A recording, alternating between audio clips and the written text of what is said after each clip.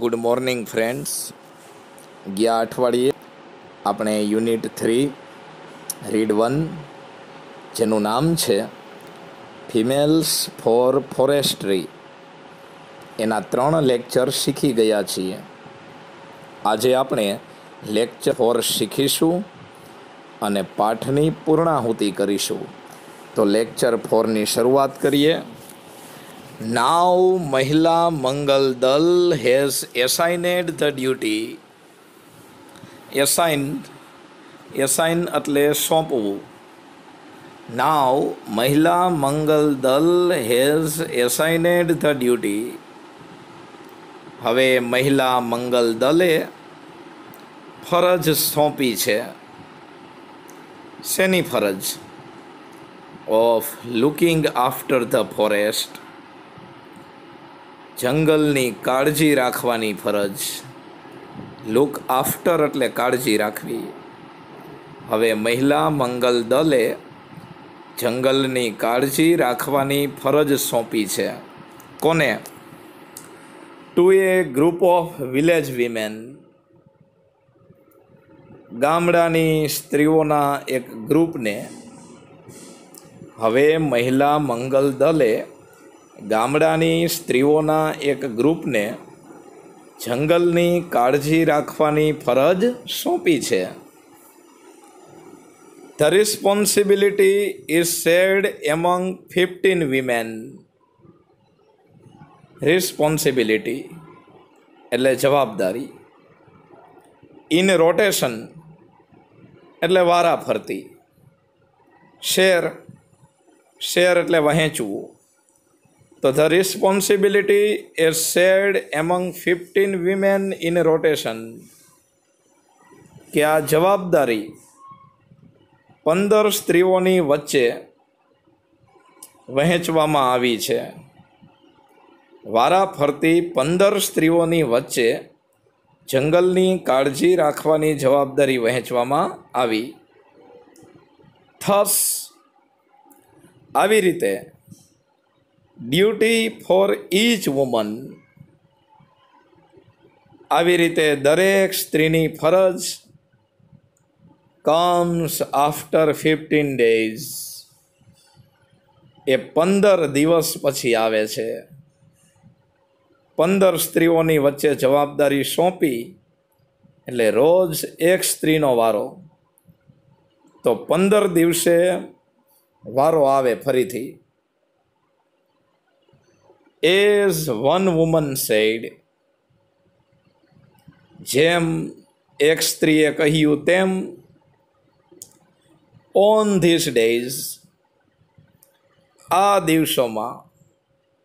વી leave અવર work, અમે અમારું કાર્ય છોડી દઈએ છીએ.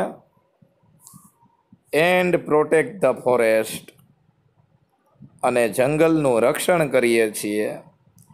જે દિવસે જંગલનું રક્ષણ કરવાનો વારો આવે ત્યારે અમે ઘરકામ છોડી દઈએ છીએ અને જંગલનું રક્ષણ કરીએ છીએ. Because oak trees are like our children, કારણ કે આ ઓકના વૃક્ષો એ અમારા બાળકો જેવા છે. વન્સ એક વખત, when a migrant shepherd allowed his goat to graze in the protected forest area.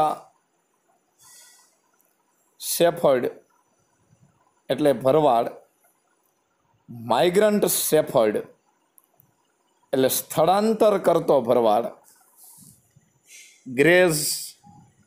ગ્રેઝ એટલે ચરાવવું.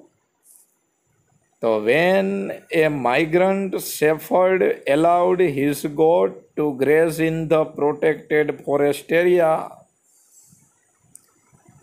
એક વખત જ્યારે એક સ્થળાંતર કરતા ભરવાડે રક્ષણાત્મક જંગલ વિસ્તારમાં તેની બકરીઓને ચરાવવાની મંજૂરી આપી ત્યારે, એક વખત જ્યારે એક ભરવાડે આ રક્ષણાત્મક જંગલ વિસ્તારમાં તેની બકરીઓને ચરાવવાની પરમિશન આપી ત્યારે The women took away the goats. પેલી સ્ત્રીઓએ આ બકરીઓને ઝૂંટવી લીધી.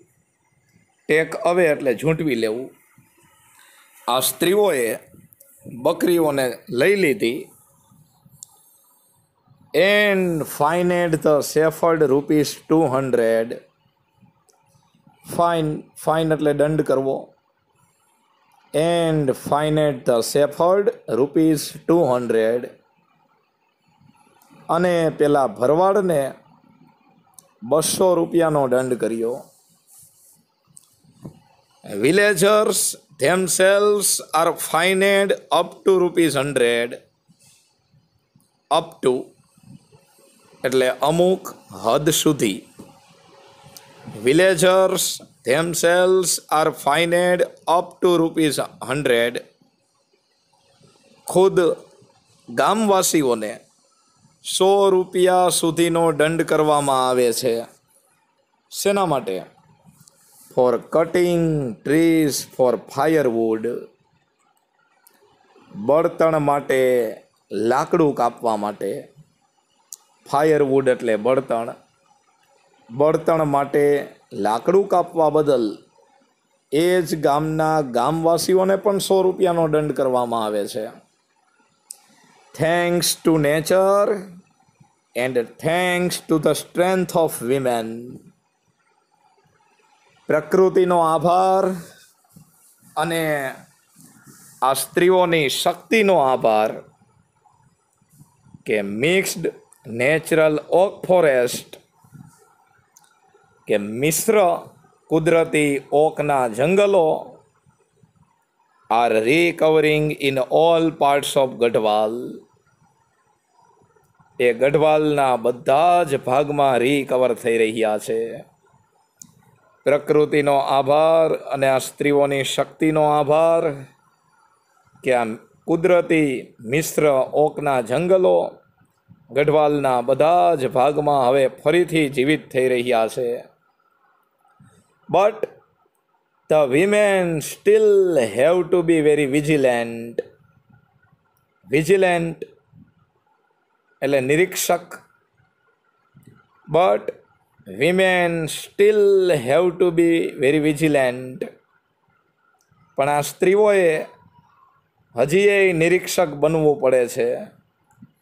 આ સ્ત્રીઓએ હજી પણ જંગલોનું નિરીક્ષણ કરતું રહેવું પડે છે.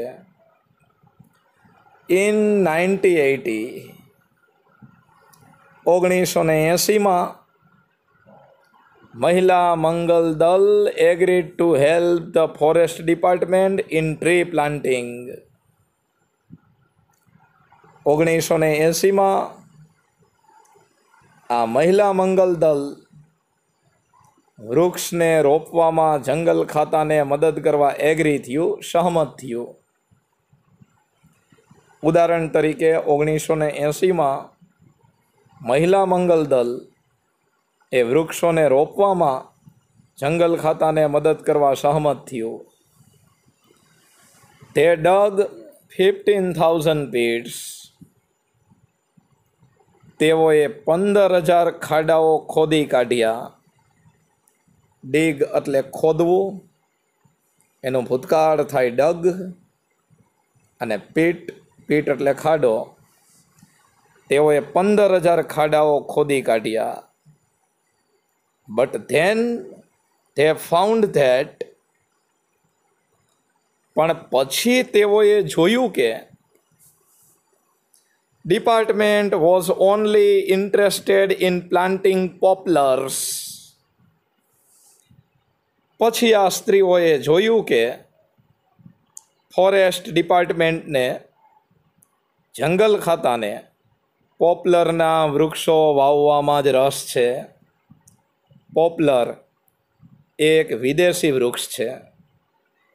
પછી આ મહિલા મંગલ દળની સ્ત્રીઓને ખબર પડી કે જંગલ ખાતાને પોપ્લરના વૃક્ષો વાવવામાં જ રસ છે. તેઓ લીમડો, પીપળો, આંબો જેવા અગત્યના વૃક્ષો વાવતા નથી. The women refused to allow the planting of poplar. Refuse એટલે ના પાડવી. The women refused to allow the planting of poplar. આ સ્ત્રીઓએ પોપ્લરના વૃક્ષો વાવવાની ના પાડી દીધી. એ પોપ્લરનું વૃક્ષ which is A foreign commercial tree, કે જે વિદેશનું વ્યવસાયિક વૃક્ષ છે, એ વિદેશના વ્યવસાયિક વૃક્ષ પોપ્લરને વાવવાની ના પાડી દીધી. ઇન્સ્ટેડ એને બદલે they forced the forest department, એને બદલે તેઓએ જંગલ ખાતાને ફોર્સ કર્યો, દબાણ કર્યું. શેનું? To plant different kind of indigenous fodder trees. Indigenous એટલે દેશી. એને બદલે સ્ત્રીઓએ જંગલ ખાતાને દબાણ કર્યું. શેનું? To plant different kind of indigenous fodder trees. અલગ અલગ પ્રકારના દેશી ચારો આપે એવા વૃક્ષો વાવવાનું. એને બદલે સ્ત્રીઓએ જંગલ ખાતાને દેશી પ્રાણીઓને ચારો મળી રહે એવા વૃક્ષો વાવવાનું દબાણ કર્યું. એ વૃક્ષો that would benefit them directly, એ વૃક્ષો કે જે એને સીધી રીતે ફાયદો કરાવતા, એ સ્ત્રીઓને પોતાને ફાયદો થાય, પોતાના રોજિંદા જીવનમાં ઉપયોગી બને એવા વૃક્ષો વાવવા માટે જંગલ ખાતાને દબાણ કર્યું. કારણ કે જંગલ ખાતા એ વિદેશી પોપ્લરનું વૃક્ષ વાવવા માગતું હતું, જે આ સ્ત્રીઓને મંજૂર હતું નહીં.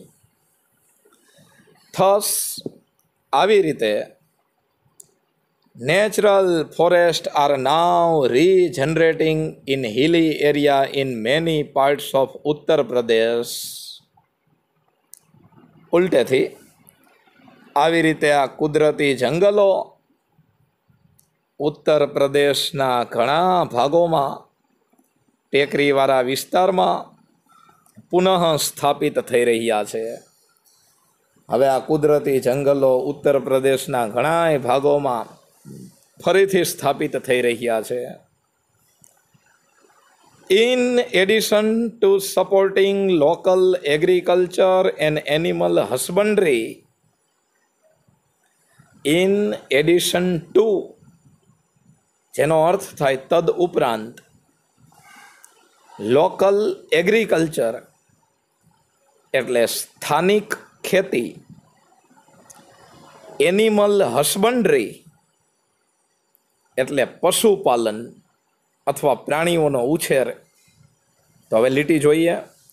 In addition to supporting local agriculture and animal husbandry, સ્થાનિક ખેતી અને પશુપાલનને ટેકો આપવા ઉપરાંત, the regenerated forest have reduced the intensity of floods and soil erosion. Intensity એટલે તીવ્રતા, floods એટલે પૂર, soil erosion એટલે જમીનનું ધોવાણ. તો લીટી જોઈએ. પશુપાલન અને સ્થાનિક ખેતીને સપોર્ટ આપવા ઉપરાંત the regenerated forest have reduced the intensity of flood and soil erosion. આ પુનઃ સ્થાપિત થયેલા જંગલોએ પૂરની તીવ્રતા અને જમીનનું ધોવાણ પણ ઘટાડી નાખ્યું છે. And ensure A permanent water supply, અને કાયમી મળી રહે તેવા પાણી પુરવઠાની ખાતરી આપી. એન્શ્યોર એટલે ખાતરી આપવી. ફરીથી પેરેગ્રાફ. આવી રીતે કુદરતી જંગલો એ ઉત્તર પ્રદેશના ઘણા ટેકરીવાળા ભાગોમાં પુનઃ સ્થાપિત થઈ રહ્યા છે. સ્થાનિક ખેતી અને પશુપાલનને ટેકો આપવા ઉપરાંત પુનઃ સ્થાપિત થયેલા જંગલોએ પૂરની તીવ્રતા અને જમીનનું ધોવાણ ઘટાડી નાખ્યું છે અને કાયમી પાણી પુરવઠાની ખાતરી આપી છે. Practice of community protection of forest. Community એટલે સમૂહ અથવા સમુદાય. તો practice of community protection of forest જંગલોના રક્ષણની સામૂહિક પ્રેક્ટિસે has spread to many neighbouring village. એ ઘણા પડોશના ગામડામાં પણ ફેલાઈ ગઈ છે. આ લોકોએ સમૂહ બનાવીને જે જંગલનું રક્ષણ કર્યું એ પ્રેક્ટિસ આજુબાજુના ગામડાઓમાં પણ ફેલાઈ ગઈ. આજુબાજુના ગામડાઓને પણ મોટિવેશન મળ્યું કે આવી રીતે જંગલોનું રક્ષણ કરી શકાય. ઇનફેક્ટ હકીકતે this is the only effective way. Effective એટલે અસરકારક. હકીકતે this is the only effective way. આ એક માત્ર અસરકારક રસ્તો છે. શેનો? To tackle this terribly urgent national task. આ ભયંકર તાકીદના રાષ્ટ્રીય કાર્યને ઉપાડવાનો, આ તાત્કાલિક કરવા જેવું કાર્ય, આ રાષ્ટ્રીય કાર્ય, એને ઉપાડવાનો એક આ જ રસ્તો છે કે દરેક સોસાયટીએ, દરેક ગામડામાં લોકો સમૂહ બનાવીને વૃક્ષો વાવે, વૃક્ષોનું રક્ષણ કરે, વૃક્ષોનો ઉછેર કરે, તો જ ફરીથી જંગલોનું પુનઃસ્થાપન કરી શકાય. જ્યારે પૃથ્વીની શરૂઆત થઈ મિત્રો, ત્યારે 80% જંગલ હતું, પણ માણસે પોતાની સ્વાર્થ વૃત્તિને કારણે જંગલોને કાપી નાખ્યા. પરિણામ એ છે કે ઉનાળામાં રાત્રે 1 વાગ્યા સુધી પણ એસી વગર ઊંઘ લેવી એ અશક્ય બની ગયું છે. લોકોને ફરજિયાત એસીનો ઉપયોગ કરવો પડે છે. વળી એસી પણ પર્યાવરણ માટે નુકસાનકારક છે. એટલે જ હું કહું છું કે વૃક્ષો બચાવો, પર્યાવરણ બચાવો. જો પર્યાવરણ બચાવશો તો આવનારી જનરેશન એ નવા પર્યાવરણનો લાભ લઈ શકશે અને પોતાનું જીવન જીવી શકશે.